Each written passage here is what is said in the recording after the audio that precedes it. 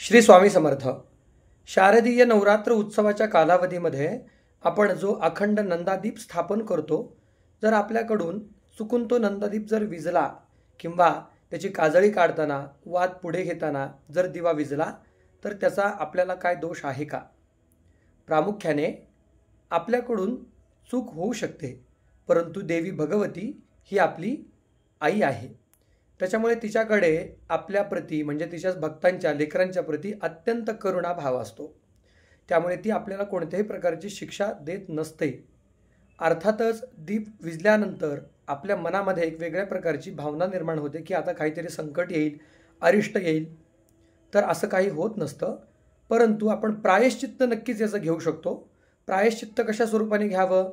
जर आपल्याकडून दिवा विझला तर देवीची क्षमा यातना करावी, देवीची क्षमा प्रार्थना करावी आणि एक विष्णू सहस्रनामाचा पाठ करावा. आपल्याला म्हणणे शक्य नसेल तर आपण श्रवण करावे किंवा ओम नमो भगवते वासुदेवाय नमः या मंत्राचा 108 वेळा जप करावा प्रायश्चित्त म्हणून आणि भगवान शंकरांच्या मंदिरामध्ये जाऊन तुपाचा दिवा लावावा. आणि दिवा विझण्याची आपल्याला भीती असेल तर आपण एखादा जास्तीचा दिवा अखंड दीप जो आपण लावणार आहे त्याच्या बाजूला लावू शकतो. जरी कळत नकळत आपल्याकडून अखंड दीप जर विझला, तो शांत झाला तर त्याचा आपल्याला कोणत्याही प्रकारचा दोष लागत नाही. श्री स्वामी समर्थ.